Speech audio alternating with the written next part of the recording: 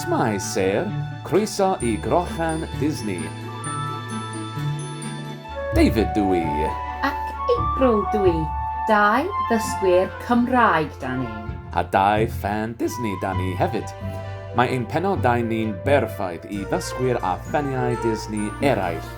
Ymunwch â ni bob mis am newyddion Disney, ei ffilmiau, ei parciau a'i hyd. Croeso pawb, blwyddyn newydd dda. Croeso David. Wel, diolch April. Sut wyt ti heddiw? Wel, dwi'n iawn, diolch. A ti? Dwi'n iawn hefyd, ond dwi'n colli'r Nadolig. Wel, mi fyddwn ni'n medru teimlo'n Nadoligaidd tipyn bach yn y benod yma. Da ni'n rhannu un neu ddau adolygiad ffilm. Un o'r ffilmiau ydy ffilm Nadolig Disney hefyd. Ia. Felly, rhaid I ni symud ymlaen i'n segment cyntaf, newyddion ffilmiau. Mi wnaeth April a fi wylio dwy ffilm Disney newydd am mis Rhagfyr. Y cyntaf oedd Wish. Be oedd y ti'n feddwl am Wish, April? Wel, ro'n i'n hoffi'r afr. Ro'n I wrth fy modd efo'r afr. Ond dwi'n meddwl bod ti'n teimlo'r un peth am y ffilm. Do'n I ddim yn hoffi'r ffilm yn anffodus. Ie, dwi'n cytuno. Mi wnaeth Disney y ffilm am ganfed Disney. Felly roedd na lawer o gyfeiriadau, references at ffilmiau Disney eraill. Hefyd am y ganfed, roedd y ffilm yn ceisio deud stori a wishing star o'r ffilmiau Disney eraill. Syniad da, ond roedd y ffilm yn sloppy iawn. Ro'n i'n meddwl bod y ffilm yn Digyswllt. Do'n I ddim yn hoffi'r stael animeiddiedig newydd yn y ffilm. Ro'n I isio hoffi'r ffilm, ond doedd stori y ffilm ddim yn gweithio I mi. Be oedd y ti'n feddwl o'r gerddoriaeth yn y ffilm? Dwi ddim yn cofio'r gerddoriaeth, I fod yn onest. Ond yn ffodus, rhaid I mi gytuno eto. Dwi ddim yn cofio unrhyw gerddoriaeth o'r ffilm, ond oedd y gerddoriaeth os dwi'n cofio yn weird iawn. Ond roedd yr afr yn ddoniol iawn. Os da chi isio gwylio rhywbeth arbennig am ganfed Disney, dwi'n cymeradwyo Once Upon a Studio. A fi hefyd. Nesa ydy Dashing Through the Snow, ffilm Nadolig newydd. I ddeud y gwir, do'n I ddim yn hoffi'r ffilm yma chwaith. Doedd na ddim llawer o hyd. Roedd yr hyd yn Noel a Godmothered yn well. A doedd na ddim digon o galon yn y plot. Do'n I ddim yn poeni digon am y cymeriadau. Roedd yn gas gen i'r gerddoriaeth. Mae'n nhw'n treulio'r ffilm gyfan yn gwneud i'r prif gymeriad ydy Credu yn Sion Corn a, rhybydd spoiler, da ni fod I gredu bod y wraig yn dŵad yn ôl gyda Eddie o'r diwedd ac yn credu yn Sion Corn hefyd mewn tua 5 munud. Dim fy hoff ffilm. Fodd bynnag, David. Beth oedd y ti'n ei feddwl o'r ffilm? Wel, ella ro'n I mewn mood cywir, ond ro'n i'n hoffio'r ffilm yn fawr. Guilty pleasure ydy hi rwan. Fel arfer dwi'n hoffio'r ffilmiau Nadolig Disney a Disney Plus hefyd. A ti hefyd. Noel, Godmothered ac a ti. Ac I mi, dwi'n meddwl bod Dashing Through the Snow yn ffilm Cystal a Noel a Godmothered. Roedd hi mor neis gweld castio amrywiol, diverse casting, ac oedd yn hwyl ac yn deud stori wych. Ro'n i'n meddwl bod y sgript yn ddoniol. Ro'n i'n meddwl bod y scene efo'r carw neu reindeer yn ddoniol iawn hefyd. Mi faswn i'n hapus gweld y ffilm eto yn y dyfodol. Digon teg. Reit, does na ddim unrhyw newyddion eraill. Felly, ein segment nesaf fel arfer ydy newyddion y parciau. David, wyt ti eisiau siarad am bethau newydd yn Disneyland Paris? Oes, diolch. Mae pobl yn edrych ymlaen at Symphony of Colours am Paris.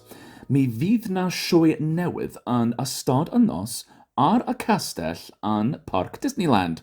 Disney Electrical Sky Parade. Nod bach i'r Main Street Electrical Parade ydy hi. Really? Ia, mi fydd Disney yn defnyddio droniau i wneud siapiau o'r Main Street Electrical Parade yn yr awyr. Siapiau fel y tren enwog, y drwm mawr ac hefyd y Jolly Roger. Llong yn union, llong enwog o Peter Pan. Neis iawn! Hefyd ym Mharis, mae gan Disney Village fwyty newydd. Cafodd Brasserie Rosalie ei agor am mis Rhagfyr. Bwyty efo bwyd Ffrengig proper ydy o. Roedd rhaid i Disney gau Caffe Mickey i greu Brasserie Rosalie. Chawson ni byth y gyfle i fynd i Caffe Mickey yn anffodus, ond mae'n neis i gael bwyty Ffrengig proper yn Disney Village. Mae'n Paris. Mae hynny'n syniad da. Mae Disneyland Paris yn gwneud sawl newid yn Disney Village. Os dydy pobl ddim yn gwybod am Disney Village ym Mharis, ardal efo bwytau a siapiau Disney ydy o. Does dim rhaid i chi brynu tocyn i fynd i mewn, mae am ddim. Diolch. Be mae'n nhw newid yn Disney Village? Wel, mae'n edrych fel petau Disney'n ceisio wneud Disney Village am Paris i deimlo yn fwy fel Disney Springs yn Orlando a Downtown Disney yn California, efo mwy o siapiau a bwytau yn y dyfodol. Mae'n nhw'n gwneud newidiadau i Disney Fashion a'r Disney Gallery hefyd. Dwi wrth fy modd efo'r Disney Gallery. Dwi'n wirioneddol isio prynu portrait Stitch. Ydy Disney yn newid Disney Gallery? Nac ydyn, mae'n nhw'n gwneud rhai o'r siapiau'n fwy. Waw, neis iawn. Siarad am newidiadau, mae gen ti ychydig o newyddion o Orlando. Oes, dwi'n gyffrous iawn. Cafodd Voyage of the Little Mermaid yn Hollywood Studios ei gau efo Covid yn 2020. Da ni ddim wedi gweld Voyage of the Little Mermaid. Mae'n sioe clwyfan efo popedau, actorion go iawn a golygfeydd o'r ffilm. Mi fydd y sioe yn dŵad yn ôl efo golygfeydd newydd a newidiadau eraill. Mae gan y sioe enw newydd hefyd, The Little Mermaid, a Musical Adventure ydy'r enw rwan. Pan fyddwn ni'n mynd i Hollywood Studios nesa, rhaid i ni wylio'r sioe newydd. Dwi'n cytuno. Dwi erioed wedi clywed am Voyage of the Little Mermaid o'r blaen, felly dwi'n gyffrous am y sioe newydd hefyd. Pan o'n i yn Disney World yn y 90au, dwi'n cofio sioe Debyg efo popedau The Legend of the Lion King. Felly mi faswn ni'n caru gweld The Little Mermaid Musical Adventure. Dyna fo am newyddion y parciau. Mae'n amser am dy ffaith Disney. Diolch, April. Ein ffaith y mis yma ydy hon. Oeddech chi'n gwybod bod Disney yn defnyddio scent design yn ei parciau? Mae na set design a sound design wrth gwrs, ond yn parciau Disney, da chi'n medru arogli pethau yn yr atyniadau. Ar Ratatouille am Paris, diolch April. Ar Ratatouille am Paris, da chi'n medru arogli pethau fel orenau a bara hefyd. Yn California Adventure, da chi'n medru arogli bisgedi ar Incredibles Incredicoaster.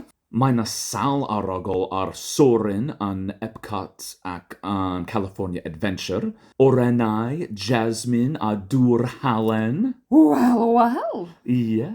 Wel, mae na fwy. Pen dach chi mewn parc Disney nesa, cadwch eich troenau'n agored.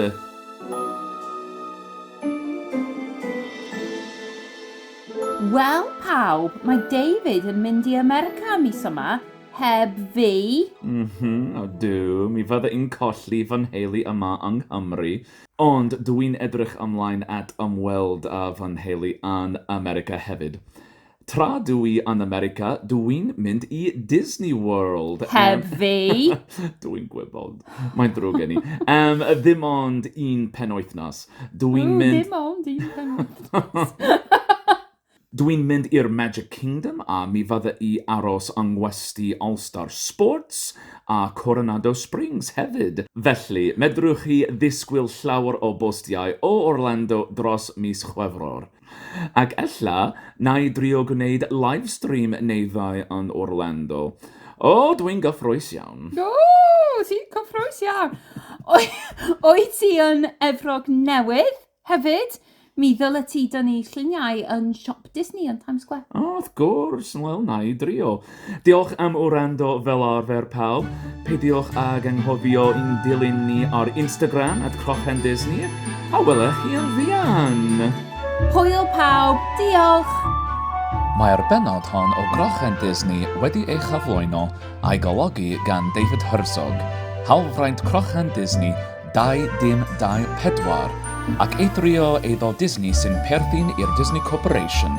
Diolch i'n noddwyr menteriaeth Conwy a Gwawr Dafydd ein tiwtor ar ein taith. Welech chi yn fuan, bawb!